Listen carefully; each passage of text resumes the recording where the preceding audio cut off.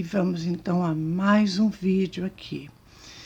E para quem não me conhece, eu sou Guelcia Crusco e neste depoimento eu vou trazer detalhes para vocês de algo que me aconteceu. Eu nunca imaginei que eu poderia ficar frente a frente com um assassino. Sim, gente, eu estive de frente com um assassino e eu vou contar para vocês tudo o que aconteceu entre a gente, né? A gente conversou muito e eu vou trazer esses detalhes para vocês. Antes de eu começar, eu quero deixar claro o seguinte: este homem não deve nada mais para a justiça. Cumpriu pena e tudo mais, ok? Então vamos a este acontecimento que para mim foi assim surpreendente. Foi bastante surpreendente. Mas também não teve nada de pavor, né, de medo e tudo mais. E eu conto agora para vocês. Bom, era um domingo de manhã. Estava aquele dia nublado, estava bastante agradável para sair, fazer uma caminhada, dar uma volta. E eu decidi então ir para um bosque, né? Fazer uma caminhada num bosque. E eu saí da minha casa por volta de 7 da manhã, estava nublado e estava um dia bonito, agradável. E eu decidi então sair para andar nesse bosque, né? E assim então eu desci para o centro da cidade. Eu passei no mercado, comprei um coco e sentei de frente com uma igreja, tomando ali água de coco. Já era por volta de 8 horas e eu ali tranquila, né, tomando a água e tal, observando assim o pouco movimento que ainda tinha nas ruas, pelo fato de ser bastante cedo. E de repente vinha vindo um homem. E eu estava sentada na frente da igreja. E o homem, de longe, ele parou e ficou olhando para mim. Eu olhei assim, dei uma olhada, ele estava olhando, ele fixou o olhar para mim, ficou me olhando muito e acenou com a mão, de longe. Eu também acenei com a mão. E nisso, gente, ele passou. Ele passou, mas ele olhava para trás, olhava para mim. E quando a primeira vez que ele olhou para mim, antes dele acenar com as mãos, gente, eu vi através do olhar daquele homem, eu vi um cara cruel, uma pessoa fria, muito fria. E eu vi também muita maldade. A maldade era estampada no rosto, né? Nos olhos dele. Eu vi muita frieza e muita maldade também naquele olhar. Então ele passou e olhou para trás e passou. Eu aí continuei tomando a minha água de coco, fiquei. De repente, aquele homem volta e para e fica me olhando. Ele fica me olhando e eu olhei, né? Eu falei, nossa, aquele homem outra vez. Fiquei na minha, fiquei tranquila ali, quietinha, tomando a minha água de coco. Aí ele falou, bom dia. Eu falei, bom dia. Ele falou assim, eu posso me sentar aí perto de você para a gente conversar? Eu falei, claro. Aí ele veio, me cumprimentou, sentou do meu lado. Gente, eu não sei falar para vocês o que aquele homem viu em mim. Ele me olhava muito assim, sabe? À volta de mim. Eu não sei se ele estava tendo alguma visão ali ou ele estava vendo alguma coisa comigo. Eu sei que ele olhava muito para os lados, olhava para mim, para os lados, assim, meio que sem entender. Eu não sei o que ele estava vendo em mim, né? Eu não sei o que ele estava vendo. Eu fiquei tranquila, fiquei na minha, né? A gente começou a conversar E aquela primeira impressão que eu tive ao olhar nos olhos dele, que era um olhar frio, cruel, transparecia muita maldade. Eu não errei, de fato, foi a mesma sensação, impressão que eu tive quando ele se aproximou de mim e sentou do meu lado.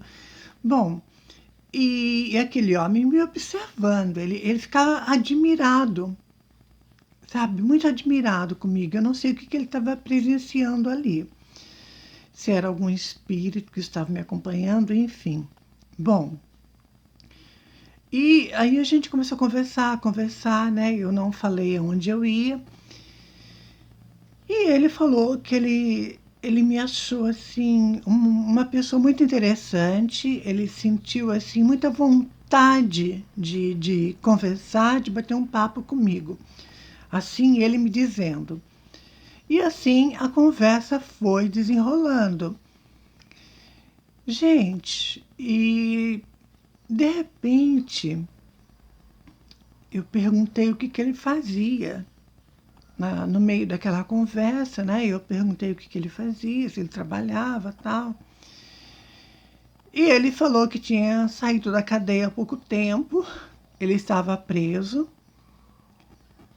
E eu falei, preso, mas o que houve? Gente, eu nunca imaginei ouvir aquilo, né? Ele falou, eu tive uma vida assim muito errada, né? Enfim. Eu falei, muito errada, mas como assim, né? O que você fez que você caiu numa cadeia? Ele falou para mim, eu, eu era um assassino de aluguel. Gente, a hora que aquele homem falou aquilo para mim, sabe quando você não acredita? Eu fiquei assim, eu fiquei muito surpresa. Eu não senti medo dele. Eu fiquei muito surpresa, não senti medo. Aí eu peguei e falei, assassino de aluguel? Aí eu quis saber um pouco mais, né? Como seria isso? Aí eu perguntei, fiz algumas perguntas. Nós ficamos 2 horas e meia conversando. E ele me contou, né, que ele era um tipo de pessoa que estava na dele. As pessoas contratavam ele para matar alguém. Então, por isso, ele se tornou um assassino de aluguel. Ele ganhava para matar a pessoa que era encomendada para a morte. Ai, gente, é uma coisa, né? Eu nunca imaginei que eu fosse sair da minha casa num domingo de manhã para fazer uma caminhada num bosque e encontrar com um assassino no meio do caminho. Eu nunca imaginei um negócio desse. E assim ele me contou, né? Ele me falou o seguinte: ele não procurava saber o porquê. A pessoa chegava nele e falava, olha, eu quero que você vá e mata fulano de tal. Dava o endereço, dava todas as coordenadas, ele ia e fazia, né? E fazia o trabalho dele. E assim foi, né? Foi a vida deste homem. Até então ele ir para a cadeia, cumprir pena, cumprir tudo certinho e ser solto. E no meio dessa conversa, ele também me relatou algo assim pelo lado espiritual. Eu fiquei bastante, não impressionada, mas assim, surpresa, mas eu entendi o que estava acontecendo pelo lado espiritual, né?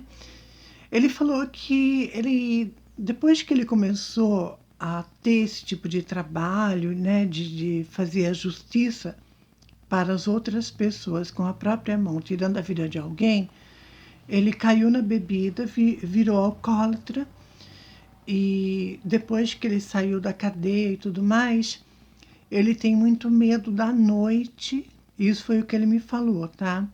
Ele tem muito medo da noite, não sai à noite por nada e durante a noite inteira, todas as noites, todos os dias, ele é perturbado, espiritualmente por aqueles espíritos no qual ele tirou a vida. Então, os espíritos daquelas pessoas que desencarnaram através das mãos dele, aqueles espíritos, eles buscam por justiça, por vingança. Ele persegue aquele homem. Até nos dias de hoje, ele tem muita perseguição espiritual daqueles espíritos no qual ele lhes tirou a vida. E ele é perturbado constantemente, toda noite. Ele fala para mim que ele vê vultos, ele ouve vozes, sente a presença. E durante esse bate-papo comigo, eu sentia assim, aproximação de espíritos em volta dele, mas era uma coisa assim, sutil, não era nada muito intenso, muito forte, né? Mas eu sentia presença ali de espíritos realmente com raiva, com ódio pelo fato dele ter tirado a vida. Então eu pude perceber, sentir e ver a presença de alguns espíritos ali. Mas à noite é que a coisa acontece. O homem não tem sossego a noite inteira, ele é perturbado espiritualmente. Os espíritos revoltados, querendo justiça, querendo vingança pela a morte, né, que foi causada por aquele homem. Então ele não tem paz durante a noite inteira assim, vendo vultos, ouvindo vozes e aproximação de vários espíritos.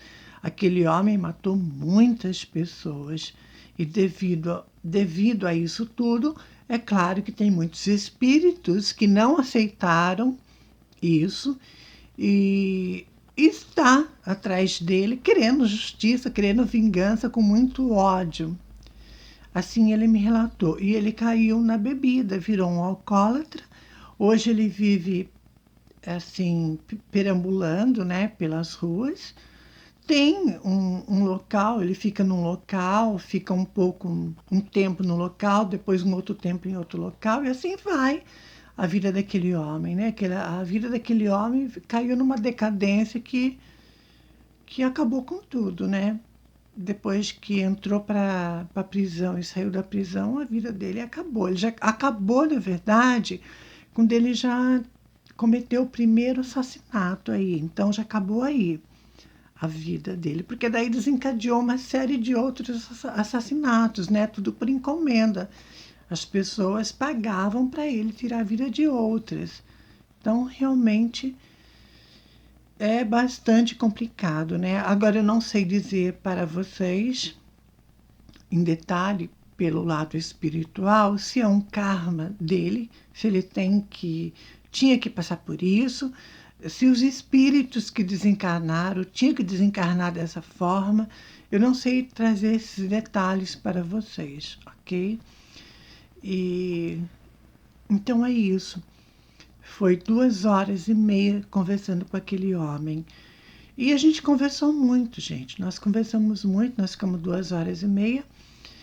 E depois aí nós nos despedimos. Ele ia para um lugar e eu ia para a minha caminhada no bosque. Refletindo sobre aquela conversa, sobre aquele encontro, né, com aquele assassino de aluguel. E assim foi, eu fiz a caminhada tranquilamente e depois, mais tarde, então, eu retorno para casa. E quando eu retorno para minha casa, na hora ali, conversando com ele, eu não senti mal-estar, eu não senti perturbação, não senti nada. Mas na hora que cheguei na minha casa, eu precisei preparar um banho de limpeza energética, né, de limpeza espiritual, porque fiquei muito carregada energeticamente com aquela energia ruim, negativa. Então eu precisei preparar um banho específico para a limpeza da minha áurea, né? Para a minha limpeza espiritual.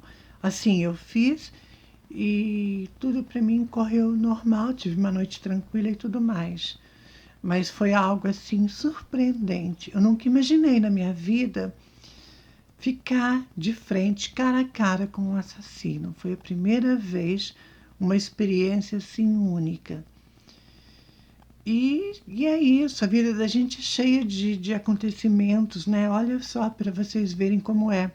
Eu saí para fazer uma caminhada, eu nunca imaginei encontrar um cara, um homem, que narrasse toda a vida dele para mim de uma forma tão pesada e tão, nossa, tão intensa, né? Tão pesada, tão intensa, tão cheia de acontecimentos que envolve espíritos e tudo. É complicado, né? Hum, é complicado a gente ficar, a gente conversar com uma pessoa nesse meio da criminalidade, né? Pessoas que têm uma vida assim bastante conturbada espiritualmente, mas no final tudo deu certo para mim. Foi mais uma experiência que eu tive e a vida da gente é assim, né? Surpresas acontecem e pessoas que chegam na vida da gente do nada também acontece e a gente acaba se surpreendendo com o desenrolar de tudo, da conversa e tudo mais. E, e é isso. Então, este foi o meu relato, né? Como foi estar frente a frente com um assassino de aluguel. Beijo e até mais, até o próximo vídeo.